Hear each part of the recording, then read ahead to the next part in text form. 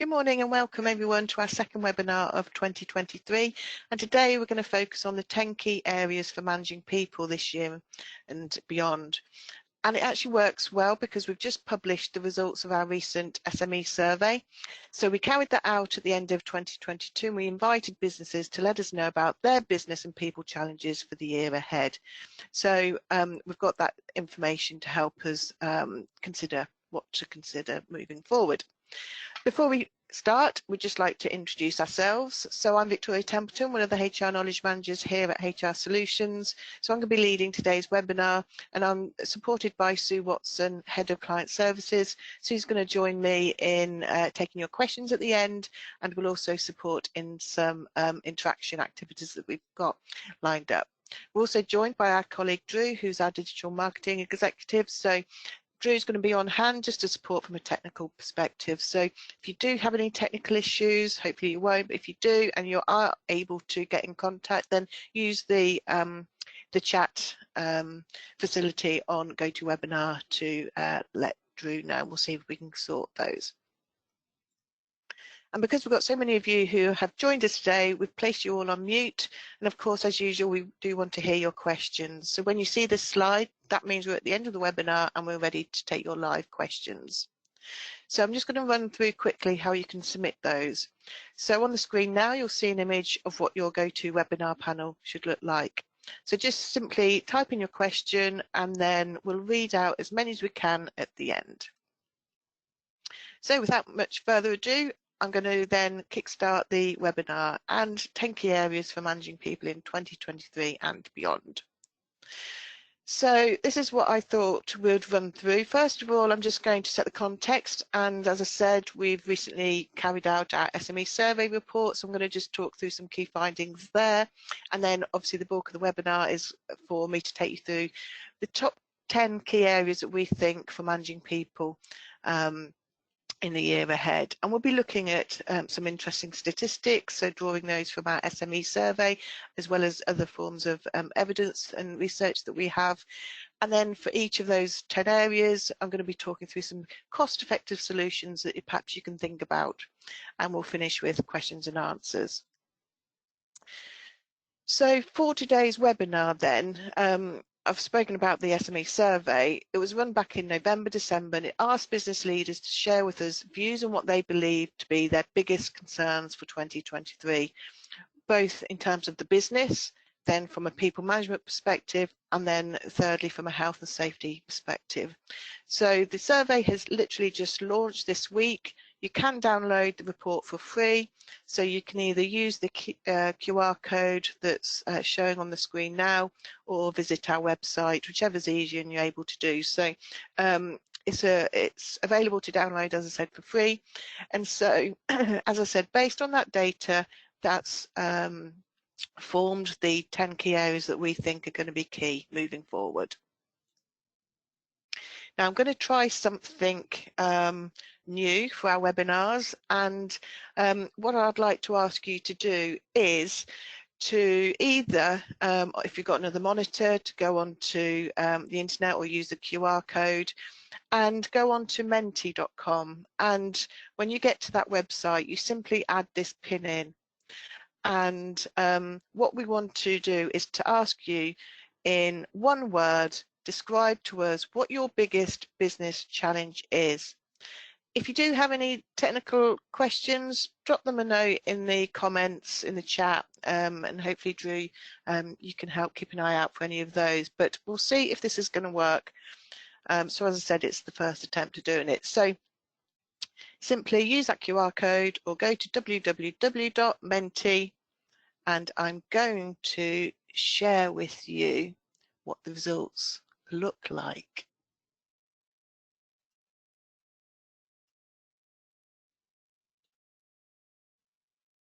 So, seeing it live, which is really interesting, seeing it all move. So this is looking really good. Okay, so what we can see here, feel free to still add if you've got things to add. So redundancies at the very top. Well, it was. It's all moving around. But what we can see here, wow, recruitment, engagement, digital adoption. Yeah, digital is going to be key moving forward, isn't it? Supplies, funding. What else can we see? Engagement, definitely. Salary increases. No money, definitely. It's a big, big concern for many businesses. Resignations, yeah. We heard about the Great Resignation last year, didn't we? And obviously we have a recruitment challenge still that we're going through. So that looks, that's really interesting. Sue, I don't know if you've got any observations. I guess nothing is coming up as that surprises us. Resilience, that's a really good word actually, both from a business and employee individual perspective. Absolutely, it's a lot of the questions that we're getting through from clients, through our helplines, through the consultants, are all around this issue, and indeed ourselves, we've had a recruitment challenges. Yeah. You know, we're trying to expand, and trying to find the right staff is really challenging. And now we've got the cost of living issue, which is putting real pressure on businesses. Yeah, it's making it really difficult, isn't it? Because when you try and find solutions, you know, you're really, really stuck when obviously you don't have money or very little. It just makes things a lot harder. And I think hopefully what we'll talk through today is think about some innovative ways or alternative ways of managing people. So thank you. That's really, really informative and really interesting. And I think hopefully for all of you, you can, I guess, get some reassurance that everyone's in the same boat. We're all feeling the same challenges. There's those similarities. And hopefully there's some good takeaways from today. So I'm going to hopefully now see if this works. Slightly different. We want you to use one word to describe your top employment challenge for the year ahead. So I think hopefully on your screen, on your device, you should get the opportunity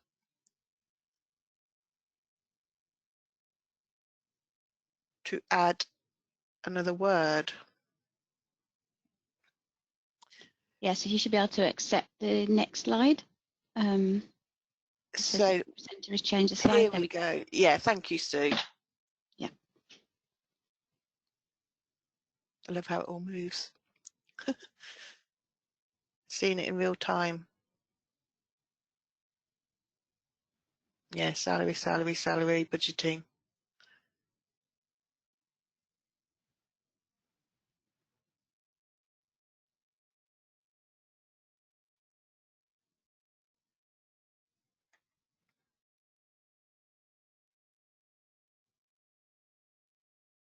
Talent, capability, skill set.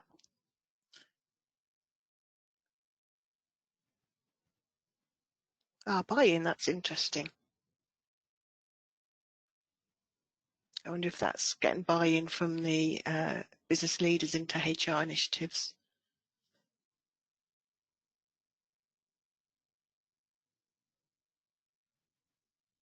Staying competitive, yeah, that's really important. How do you stay competitive in the recruitment market as in a business?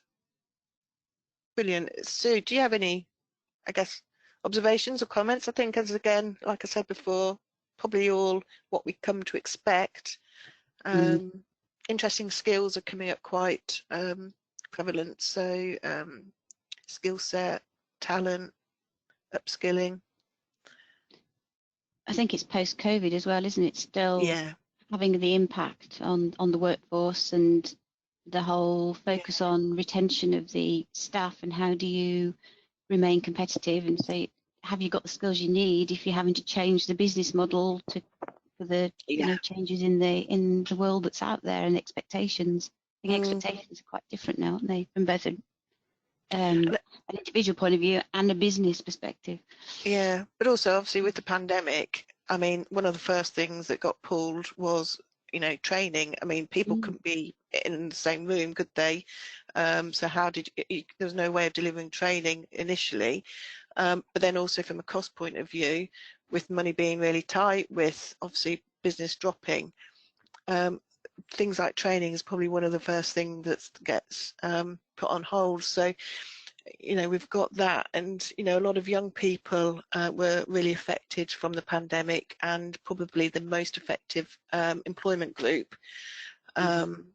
So yeah, skills, and obviously we've got a skills shortage in general in the UK for various other reasons. So I think skill and capability is going to be key, and we'll come on to that. So thank you. So I think that perhaps worked, because it didn't work for me yesterday. So thank you for joining in with that, and I hope you found it helpful. So let's move on. These slides. There we go, we've done those. Okay, so what I wanted to just do on here, and I think I can bring up the fourth box, just a snapshot of the key results that came through from our survey. So you've got the QR code, so whenever you're able to download that report, but these are the key findings. So the first quarter, we asked businesses to set out what their top 3 major business challenges were for this year. Rising costs, recession, and recruiting staff. So they're all, I guess, probably what we thought, but it's saying 51% of the, you know, is the most major business challenge, followed by the recession. And even though the questions posed at this point of the survey were purely business focused, it's interesting that obviously a HR topic was identified in that, and for me it just illustrates how HR and business are so closely aligned, and they flow, you know, in and out from one another, and it's really important to make sure that HR works in the best way for the business. If we then think about the biggest financial challenges, then as all of you have shared, managing and controlling costs came up, actually with 46%, profitability again at the same level, and salary increases. You know, how can you remain competitive in the recruitment market when costs are spiraling, people's demands for salaries are changing, they're getting greater needs, which we'll come on to look at. And so that is obviously another area of HR that has come up in the business questions. If we think about the biggest impact on decision making for businesses, then by far the biggest challenge is around having available finances. That came in at 70%, profitability at 43%, and inflation at 27%. And then I guess for the purpose of us today, and thinking about the people management side of it, the top 3 areas, we do have a health and safety one in here, but from the people management, the top area was employee retention, followed by employee capability, and then 39% company culture. And really, company culture fundamentally underpins the whole business operation, doesn't it? It affects recruitment, retention. So that is something we'll focus on a little bit later in the webinar.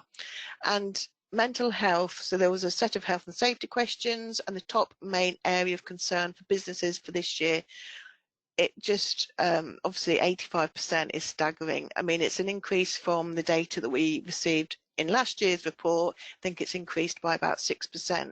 So we know mental health is increasing. We know from other stats that we've got that it is increasing, whether it's on the back of because of the pandemic, or now because we're in this financial crisis. So employee wellbeing and focusing and supporting mental health is actually going to be critical. So let's get going then into looking at those 10 key areas for managing people this year. And so for our first key area, and from what we know from the SME survey, as well as other evidence we have, then the most important health and safety issue for the coming 12 months is about mental health. So we know, as I've just said, that our survey showed 85% of business owners reported that mental health was the most important areas of health and safety. Just to put some in context, the second most main concern for businesses was compliance. So it exceeds that in terms of levels of concern. And then, as I said earlier, it's an increase of 6% compared to the data that we gathered in last year's survey.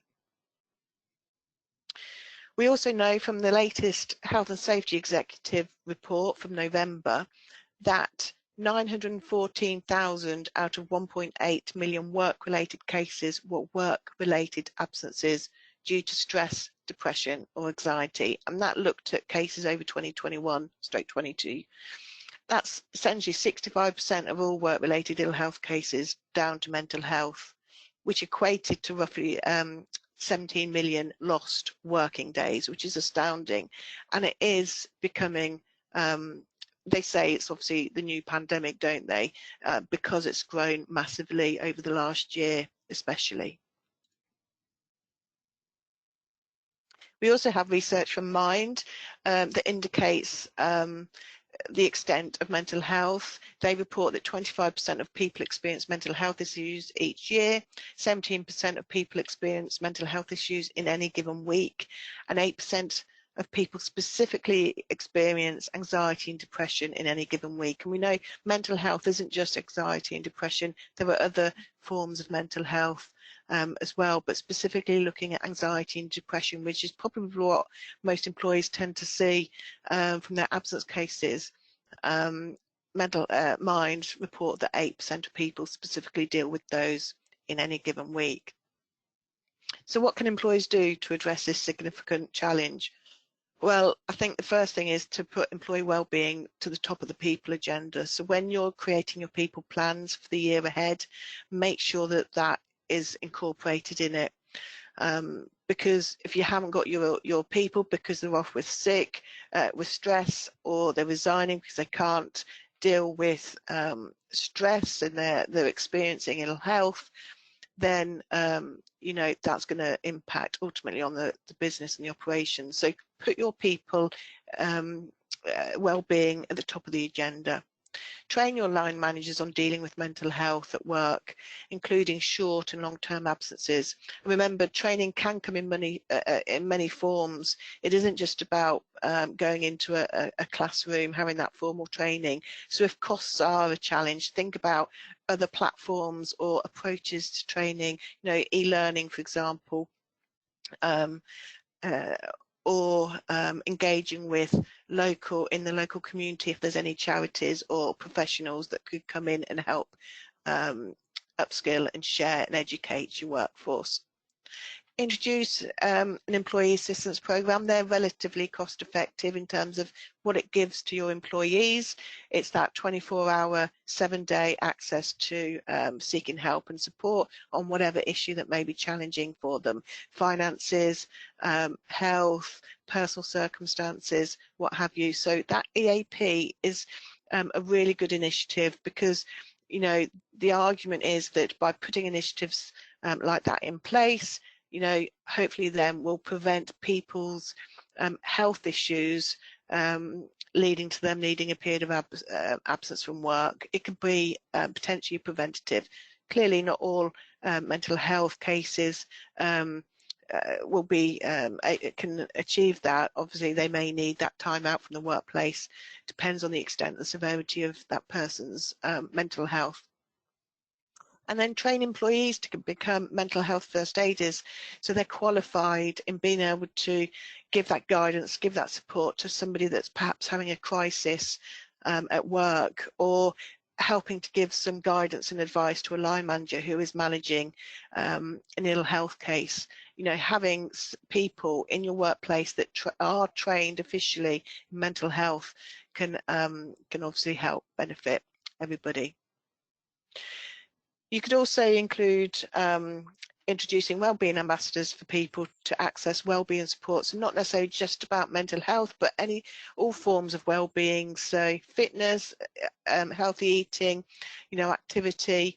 Think about whether introducing that kind of role in the workplace, so people have got a source, a go-to person that can be somebody that can help with their well-being.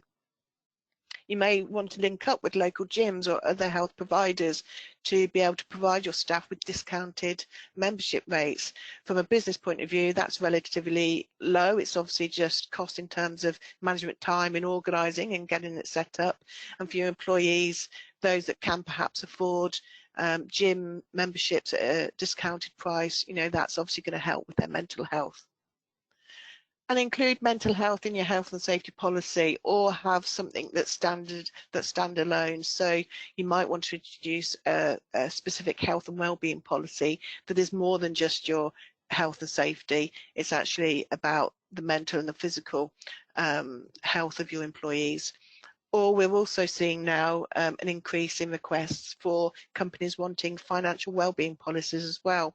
So it's, you know, a source of information for employees in terms of how they can access support financially, what benefits or offers are available to them through their employment that can help them with their finances, etc., etc. So they're just some ways in which employers can focus on mental health that aren't all necessarily costly, and hopefully can contribute to improving people's mental health.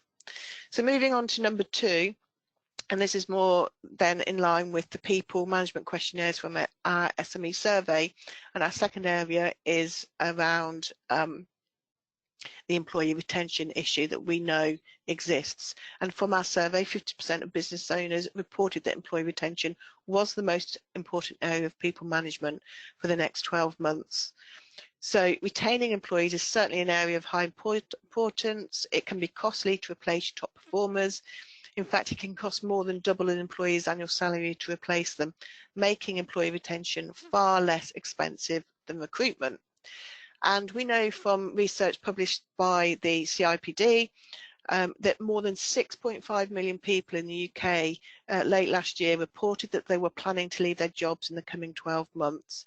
And the main reason for that was to find employment offering better pay and benefits, as well as increased job satisfaction and a better work-life balance. But of course, now we're in 2023 and the finances are, you know, increasing. It's going to push people more to looking for alternative employment. So we do expect that trend to continue given the cost of living crisis.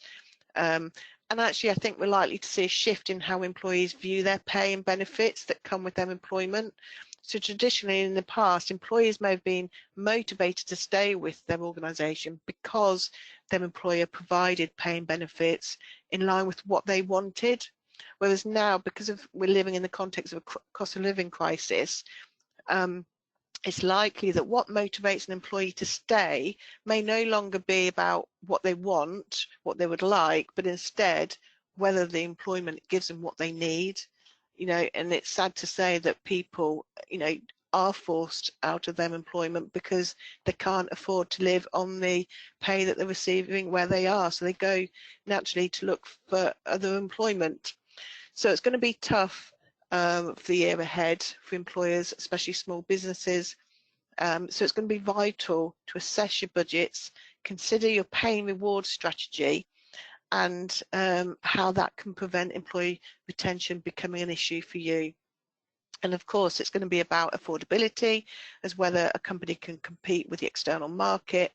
So it's trying to be creative in your thinking. So it's not just all about financial benefits of working for the company, but employees are motivated to stay with every organisation for non-financial reward too.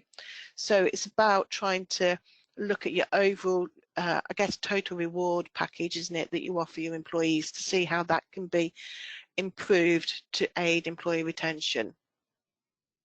So for instance, if we think about how else we can tackle employee retention other than getting that pay and reward strategy right, you know, your company culture is going to be key because, you know, essentially your employers want to come to work in an environment where they feel comfortable, want to work, happy, and that should be at the heart of any people strategy, how you can make sure that you've got a culture that can help deliver, you know, on the business success. Having an effective onboarding process too. is going to be really important. You know, this part of employment, I would say, is probably the most critical because it sets the foundations for someone's career. So if you get it wrong, or perhaps it's not giving them the right development or training they need to understand the business and the role when they first join, then you risk losing good talent early on in their employment. And so I say, I guess the first 6 to 10 months are really key in setting those foundations and making sure that you're giving your employee everything they need to know about their role, the expectations, the values, the culture, behaviours required, so that they can feel established and embedded within the organisation as fairly soon as possible.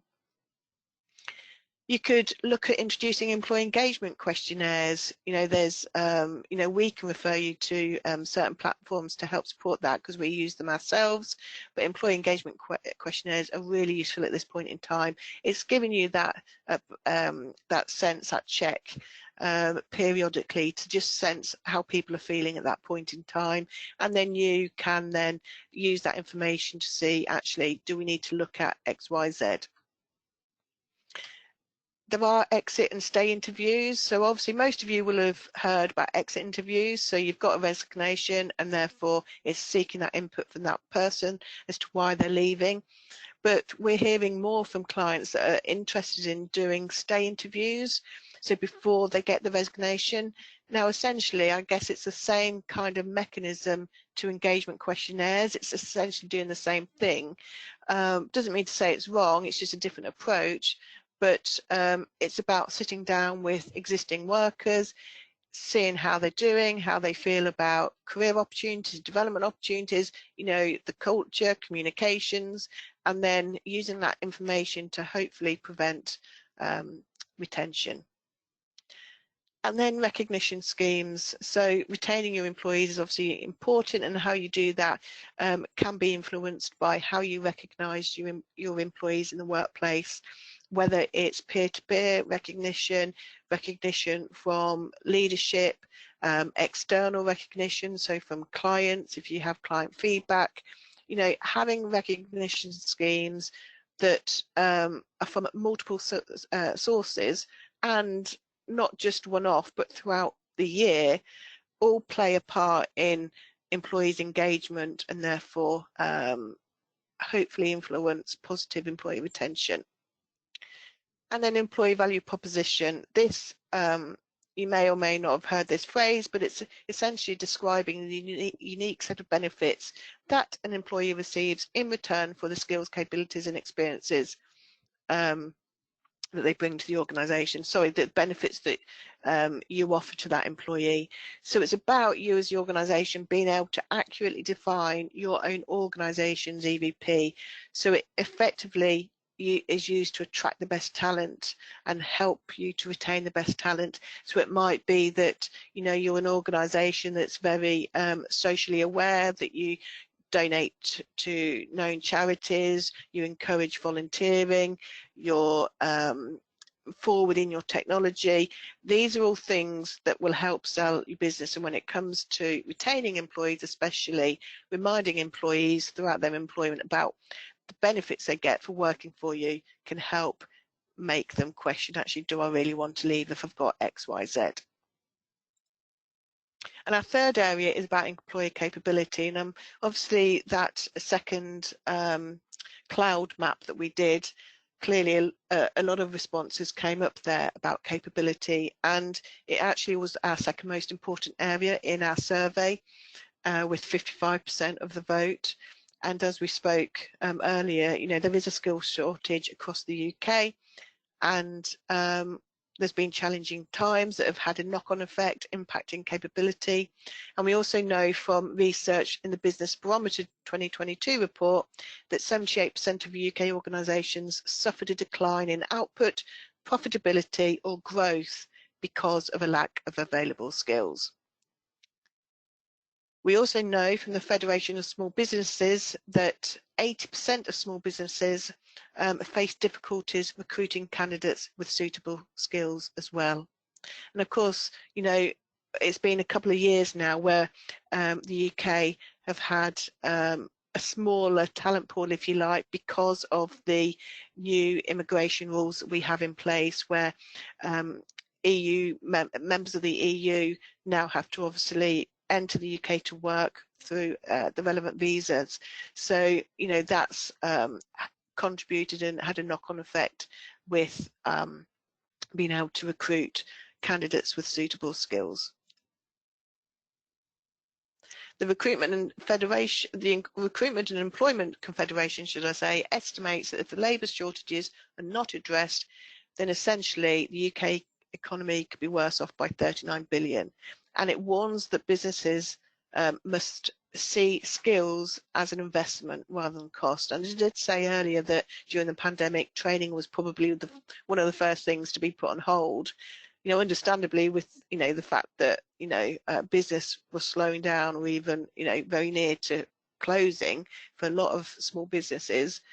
But they're warning that skills must be seen as an investment. And it's evident the capability of employees is crucial to the overall performance, you know, of your business, and it is significant when recruiting. It should be, I guess, central to any employee retention strategy.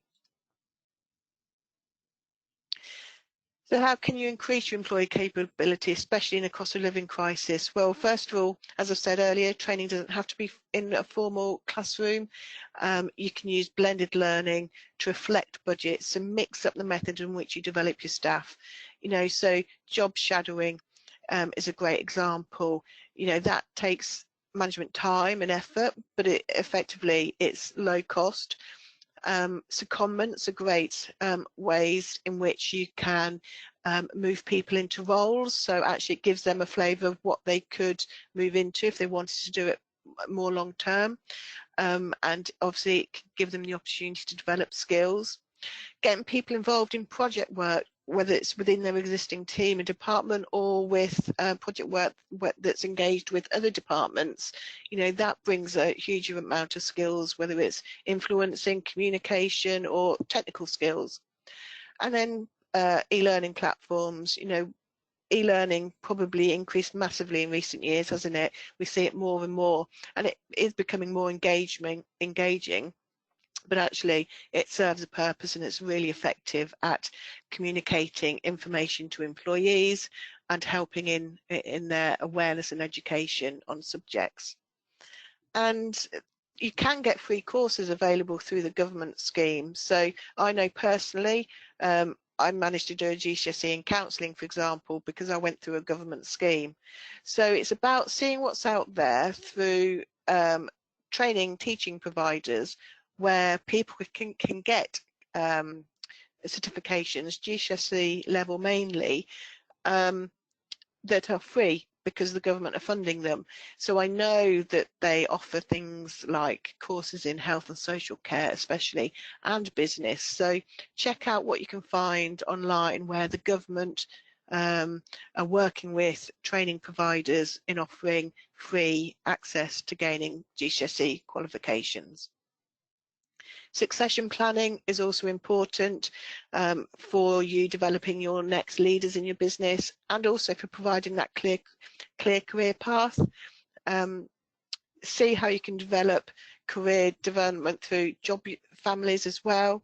So job families is where you have roles in the organisation that are obviously very similar. So if you think about HR, so a job family would have different levels of role within that. So you would have entry level being typically the admin, HR admin, then progressing to first line advice, HR advisor, and then progressing to more senior roles, HR business partner, stroke consultant, and then moving into more of a leadership job family where you have manager, senior manager, head of, etc. So think about whether you can create job families in your organisation as a way of providing employees with a clear career path, because that will help engagement and motivation and encourage people to progress within your business. Performance management is fundamental. So if you don't have any existing infrastructure in place in how you do that, then look to get that in place. Or if it's not necessarily consistently practiced, then perhaps do some line management training on how to manage underperformance. This is more going to be about investing more in management time rather than any significant costs, but certainly making sure that you've got that clear performance management in place will help you to address the gaps in capability. And following on from that, then obviously having an appraisal process that aims to give that constructive feedback throughout the year, not just as a one-off each on an annual basis, but also that will tap into you proactively looking at with the employee where it is they need to develop, which areas, and having some kind of structure and plan in place for that. And then moving on to number 4, this is all about employee engagement to retain your staff. And it also will obviously help with recruitment challenges. And in our survey, organisational culture was the 3rd most important people management issue for SME businesses, with 39% of the vote. So if you get the culture right, you'll see positive employment engagement. So with the recruitment challenges, skill shortages, increased costs, then by focusing on engagement is going to be essential for you, because when employees feel engaged, they're likely to feel happier, fulfilled, and evidence shows that this can then lead to higher performance. Not only that, but you're also likely to retain your staff, which will therefore keep overall recruitment costs low. So company culture, as I said, underpins, I guess, all of people management and business performance. And if employees feel comfortable at work and workplace practices, then that's only going to contribute positively towards employee engagement. There's data in the 2023 Global Culture Report that found businesses that scored highly on the Community Index were 100% more likely to have employees produce aspirational levels of great work, and 58% less likely to have employees actively looking for alternative employment. So again, make employee engagement a core part of your strategic people plan for this year. People management also report that 34% of UK employees do not consider their workplace to be a community. 65% admitted to wanting to feel a strong sense of belonging at work. And if you think back, for those of you that attended our last webinar, we explored how the Maslow hierarchy of needs influenced motivation, job satisfaction, and ultimately employee engagement, which in turn will have a positive impact on the business and help in driving that high performance. But on the back of that research, it is clear that Maslow can help, or the hierarchy of needs can help in overcoming the challenges that we've talked through. And we can probably look at that a little bit. So let's get all the examples up here. So the very bottom of the pyramid is the psychological step. That's the most basic of human survival needs. And so it's about providing a job that provides steady income, enough money to live, and for people to be able to financially support themselves. The next level up is about safety needs and creating that emotionally safe and secure work environment.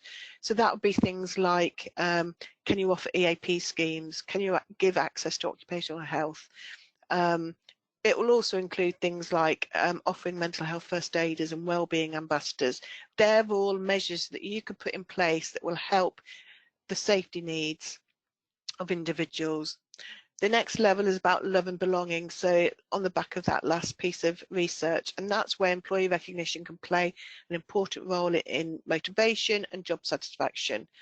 You know, have processes in place that recognise that excellent performance, behaviours and contribution, not just at an individual level, but also at team level too as well. And as you work up the hierarchy, the needs become more complex. And the next level is about self-esteem. So having policies in place that help employees to feel they're contributing to that higher goal and that their own performance and contribution is recognised is really important. And that's where bonuses, incentives may be effective to help reiterate and reinforce to employees that they are contributing to a higher goal, as well as giving that feedback as well. And then finally, at the most highest is self-actualization, and that's about finding ways in which you can maximise employee potential, and it's how fulfilled employees are in their employment. So that's where you'll be considering your policies and procedures, that focus on skill and career development, or rewarding exceptional talent. Perhaps, this is where succession planning will come in, having those clear career paths for development, or proactively encouraging development from within rather than recruiting externally. So I think this theory that we talked in last webinar can actually really help us now with employee engagement and try and find how you can meet the needs of your employees in all of these areas, not just one, but in all of them. And hopefully by doing so, you'll see an improvement in employee engagement.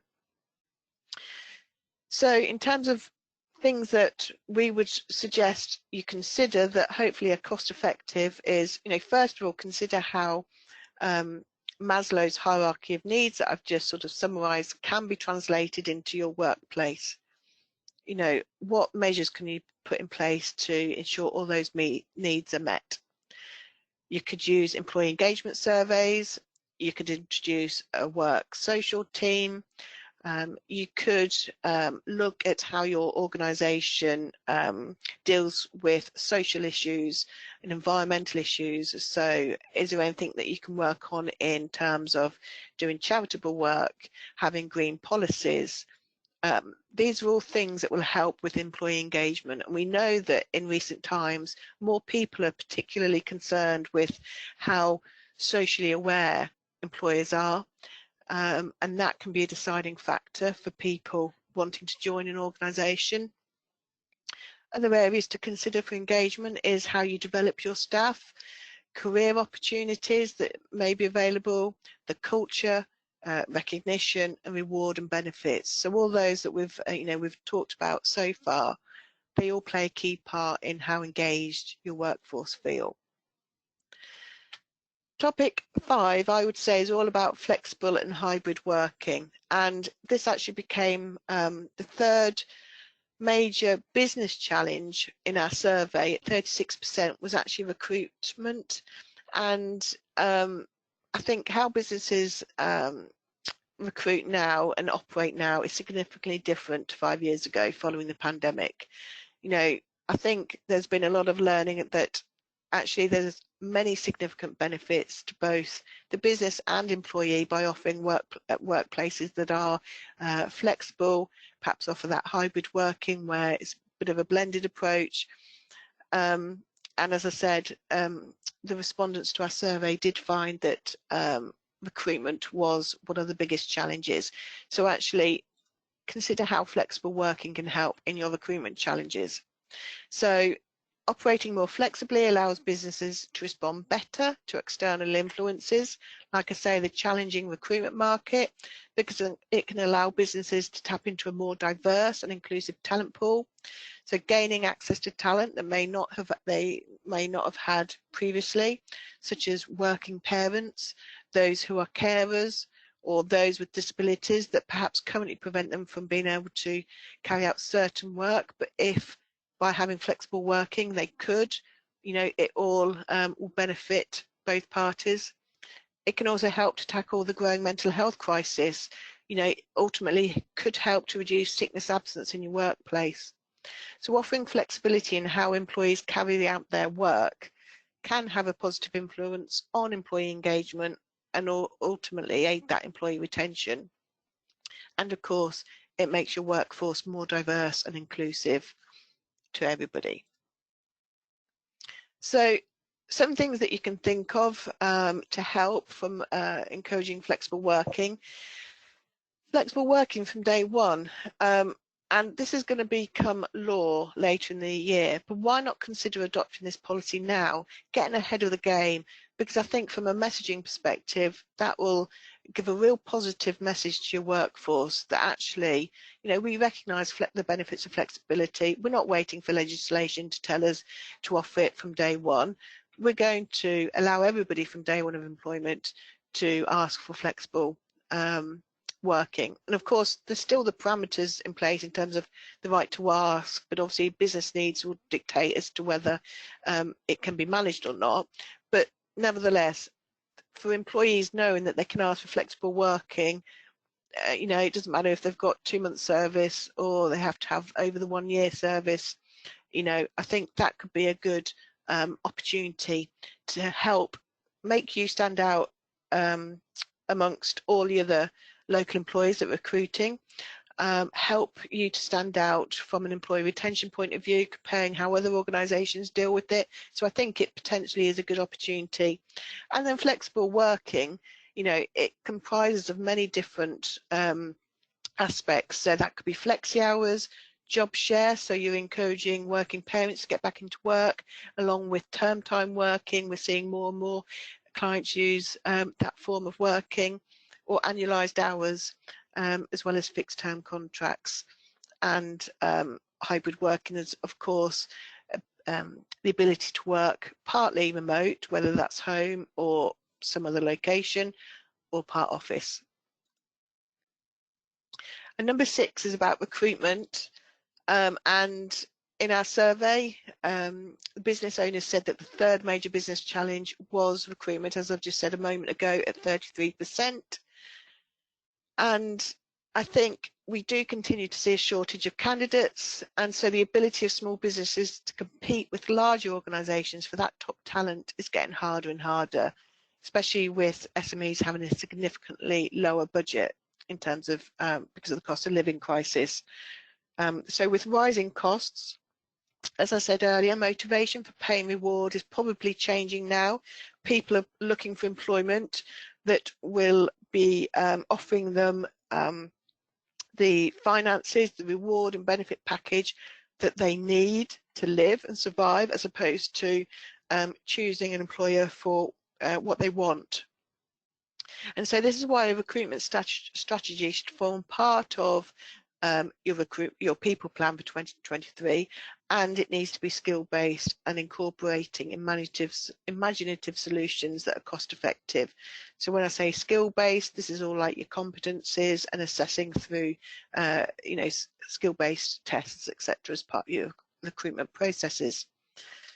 And then it's also going to be important for you to consider what your organisation's EVP is going to be. So I've talked about that earlier, and that is your benefits that you can offer an employee in return for their skills and capabilities. So if you can clearly define your own organisation's EVP, what makes you stand out from the rest will help you to attract the best talent. And also, as I said earlier, it's about retaining the best talent. So what is it about your organisation that you can sell to potential candidates? Communicating your organisation's EVP through the recruitment process does then mean you can seek out the best candidates and talent.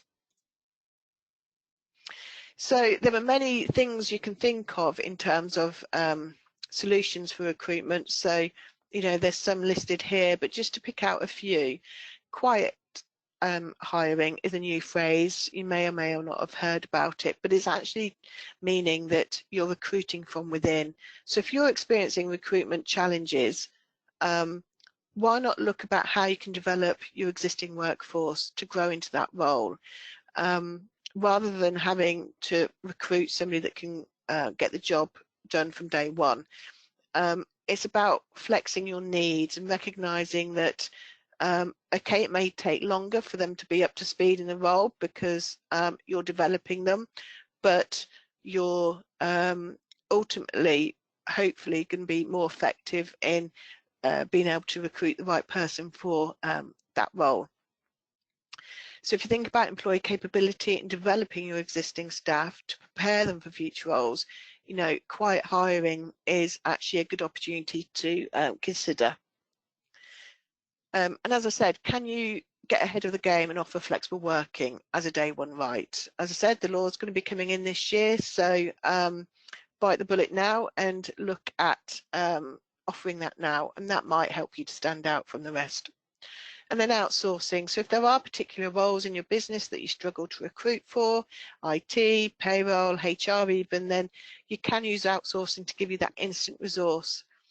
That they won't, the employee won't need, or the individual providing that skill, that capability, won't need to go through any probation or onboarding process. They'll be ready from the start, and it's a cost-effective way of buying in a required skill and capability. So there's other ways that are listed here to take note of, but it's just finding innovative ways in which you can help to tackle the recruitment issues that we see. And if we look at area number 7, that's all about pay and reward.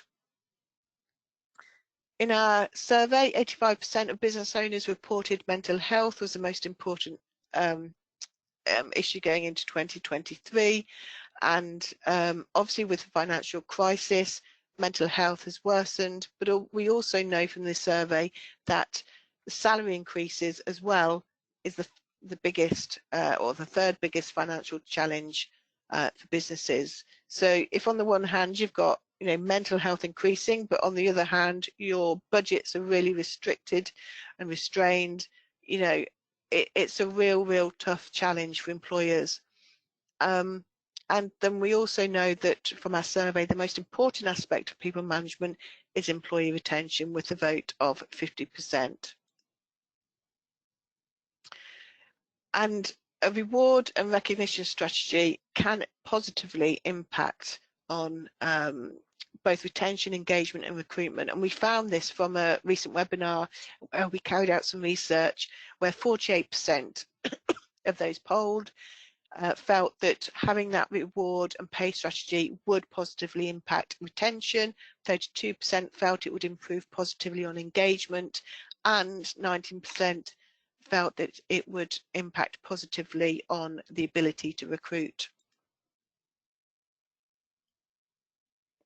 Now, pay is a really hot topic, as you've all shared in the word cloud earlier. And we've also, again, on previous webinars, look to see what's going out at the moment in terms of pay rises. What are people doing? And so we did run a poll, and what was interesting is that actually pay rises were being considered, and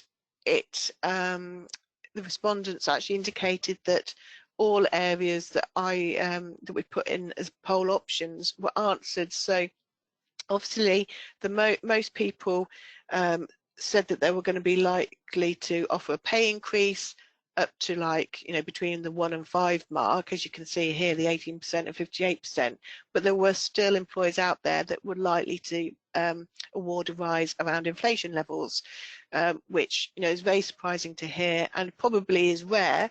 Most people are going to probably be at the lower end, 1 to 2, maybe the 3 to 5%, and obviously it does depend on businesses' costs, budgets, but nevertheless I thought that was quite interesting that there is still intentions to pay those pay rises. And as an alternative, perhaps a one-off bonus may be something that employers do. I know we're having queries around that through our helpline. So if you can't afford pay rises, then think about, would a one-off bonus help support somebody during the cost of living? So some other things that you can think of from a pay and reward perspective, first of all, make sure that you're offering equity and fairness and competitive pay rates, because you need to hold on to your staff and you need to be able to recruit your staff.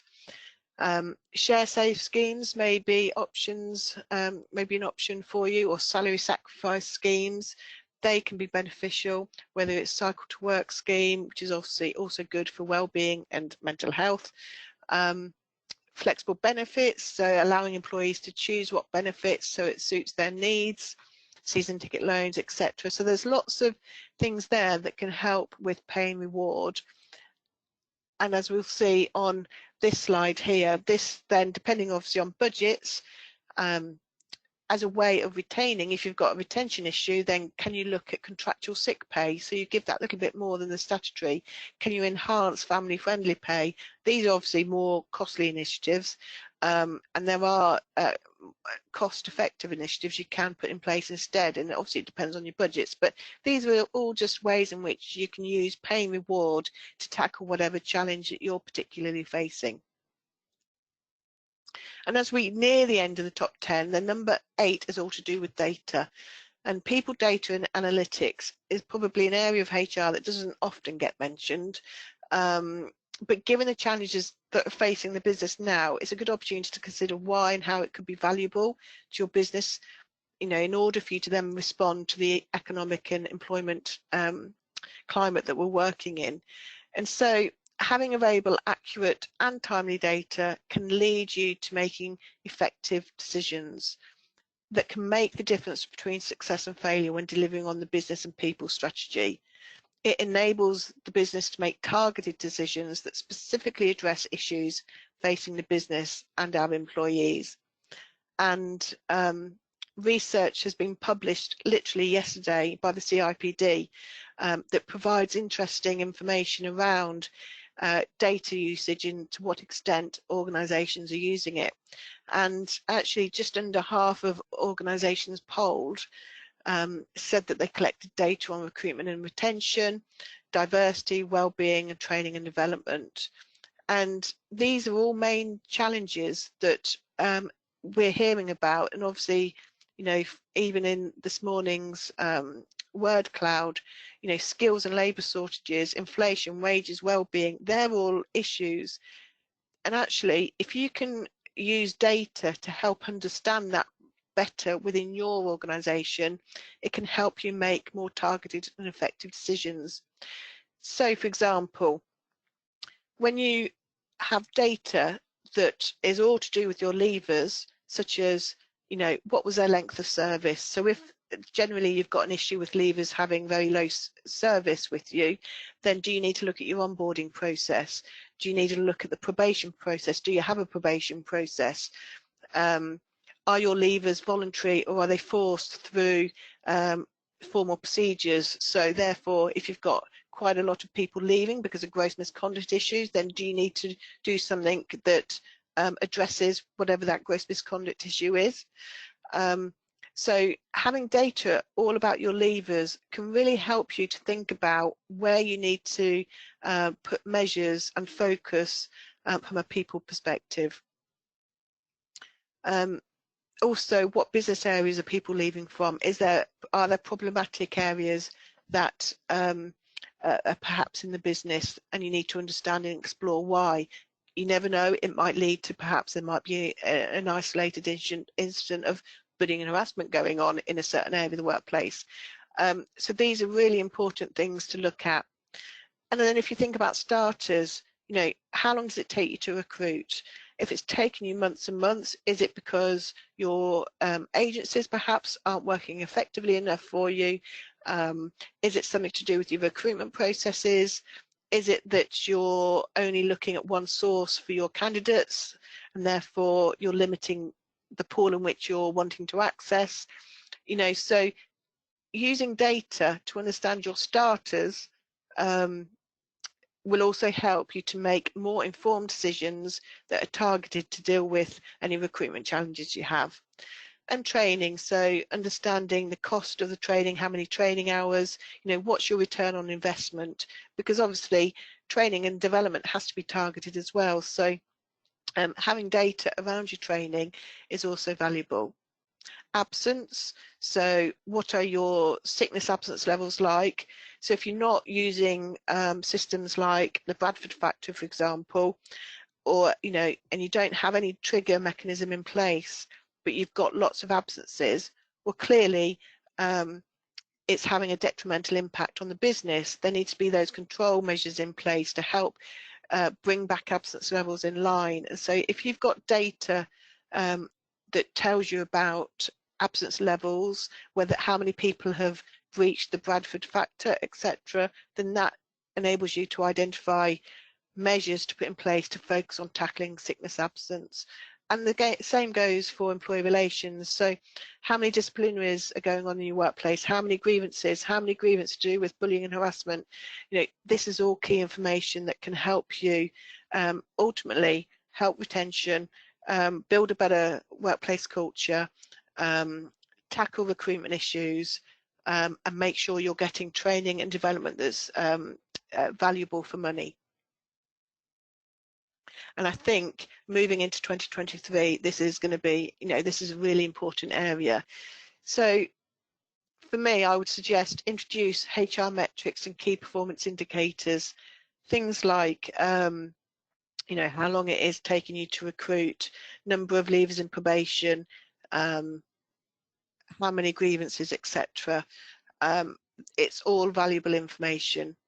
Obviously, you need some systems in place to be able to hold that. Obviously, Excel spreadsheets can be used initially, especially if costs and budgets are low for anything more, and they can be, you can get by with them. But if you can, then look at how HR information systems can benefit your organisation. It streamlines so much and adds so much benefit to the workplace.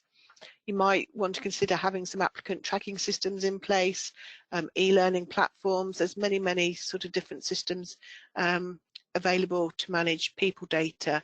But as I said, I think this is probably going to be key to help give you that insight in what where to focus your people plan. And then following on from how people data can be beneficial and influential for a business, it then follows that businesses should have the right technology in place. So I have touched on it a little bit just a moment ago, but technology is critical to business success. It does facilitate decision making, and it can mean that you're a progressive employer and maintain that competitiveness, and ultimately it brings business efficiency. So it's really valuable. So technology can support the entire employment life cycle, beginning with recruitment through to onboarding, employee development, employee relations, and leaving employment. So like I've said a moment ago, HR information systems, applicant tracking systems, exit interview platforms, employee engagement surveys, they're all online. Performance management systems, e-learning, you know, it's all useful information and will help you in your decision making. And then finally, the last thing that made our top 10 is around that we've noticed that there's more focus and attention being placed on social responsibility and environmental policies. More and more people are choosing workplaces that support good causes, both in the local community and the wider country, especially with regards to the environment.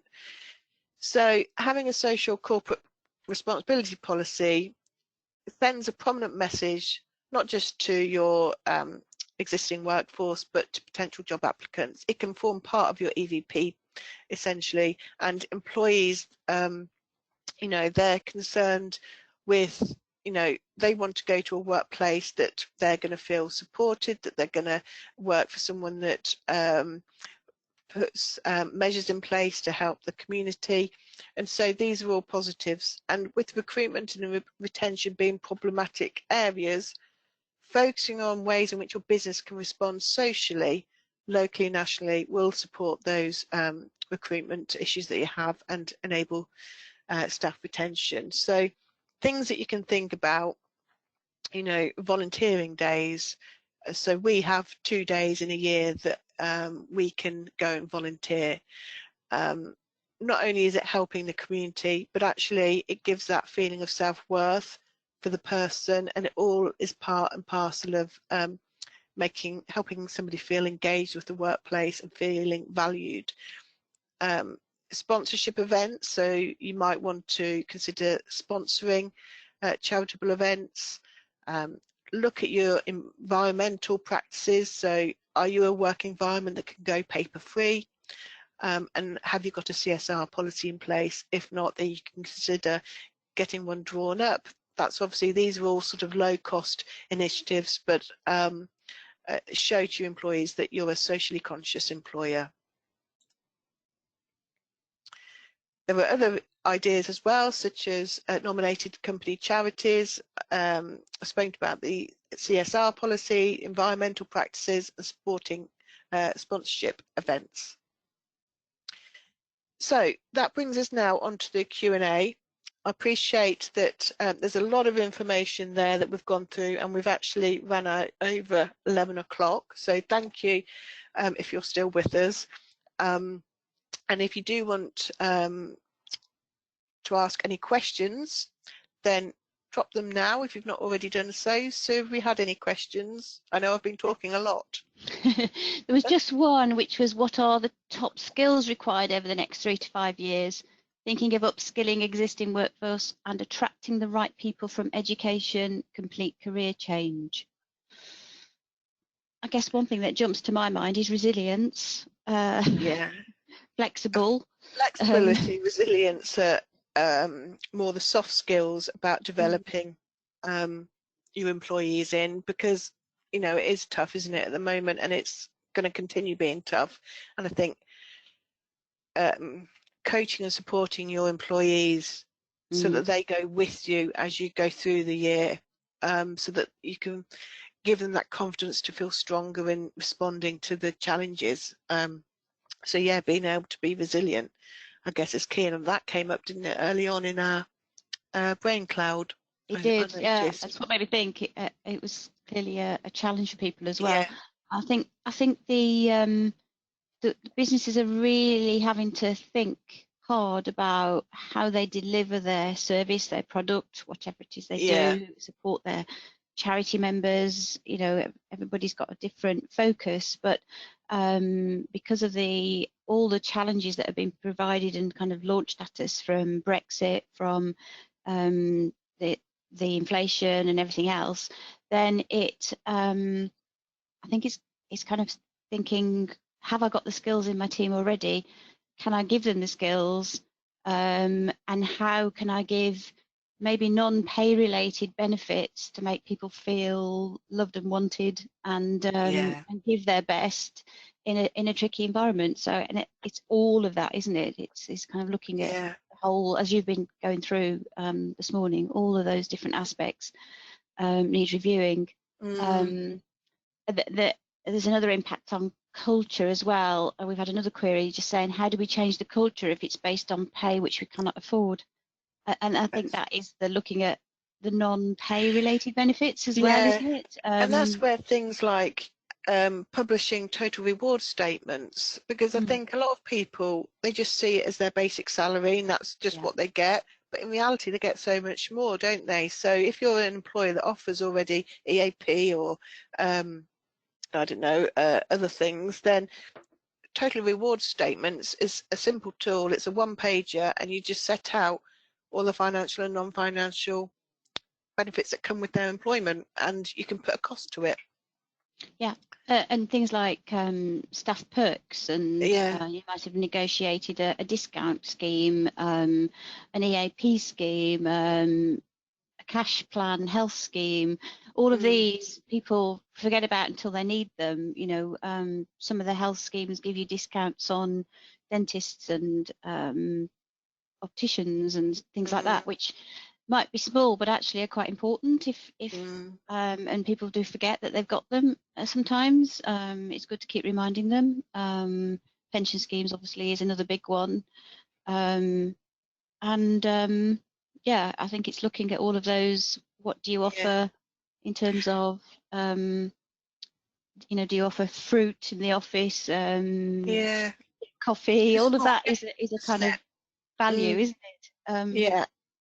And I think there is a lot to be said about working with local employers, about finding some discounted rates, because, you know, other businesses in your local communities, you know, they're looking for, you know, they need support and, you know, it's in their interest to work with other organisations as well. So if they can encourage your employees to go and use them at a discounted rate, and I think having an offering like that, whether it's local restaurants, coffee shops, I don't know, gyms, things like that, can all help. And it's a fact, I think, that you're looking and you're wanting to offer your employees as well, says a lot. Yeah, and getting involved in the community as well. Yeah. Thank you. Are they all the questions? That's all the questions. Oh, okay, brilliant. Well, thank you for those. Yeah. So a copy of the slides will be issued. I'm just going to close the webinar now, and just one thing, just to let you know, in a few weeks we're running a free employment law seminar. I've spoken about the flexible working piece a moment ago. on this webinar. So that'll be one area we'll be expanding on, but there's so much more going on in 2023 from an employment law perspective, and we sense it's going to be a big year. So we hope you can join us. As I said, it's free. You just need to register as usual. If you're knowledge base users, you can register there, or through our main website, which is where the QR code is showing you. And we'll be covering everything that we're anticipating for this year, as well as talk through some significant case rulings like the Harper Trust, which I know most of you may have heard. And then in terms of training courses, obviously I've spoken about training, capability and skills a lot this morning, but this is just to let you know the kind of offering that we can provide to employees. We operate the ILM level 3 and 5 courses, and some of our management courses are CPD as well, so people get their CPD points. So there's a lot that we can cover and support. If you have a particular area you think you may need help with, let us know and we'll see what how that can be supported. We obviously also offer health and safety. We have some training coming up around first aid, mental first aid, which is March. And then just to let you know about what we're looking to get scheduled as well. So given the mental health is a biggest issue, I think that's quite helpful to know we've got that running. And then if you wanted to continue joining our webinars, which I hope you do, the next one is going to be in March, and it's all to do with the key considerations when employment ends. We're looking at return to works the following month and why do we do them, and then a big piece of employment law that's coming in, and it will potentially be significant, is the EU law reform bill. So we're going to be looking at that in May, and then we're in the process of looking at our next schedule, so just keep up to date on our website with any new ones we add. I would like to just run a poll before I close, and it's just whether you'd like us to get in touch with you after today's webinar on any of the services. Thank you, Sue, for calling that up.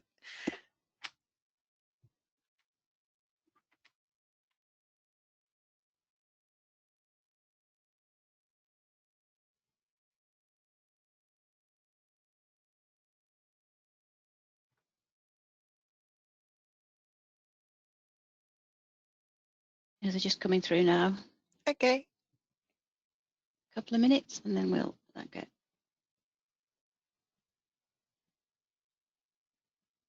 think that's it. Okay, I'll close that for now. There you go. Thank you. So thank you for participating in that, and also the word cloud this morning. And thank you for attending. Apologies if I've kept you. It was a really long webinar today. Obviously, there's a lot to think about for the year ahead, so I do hope it's helped you. If you want to get in touch, if you've got any questions, just do let us know. And thank you to Drew and Sue for supporting in the background as well.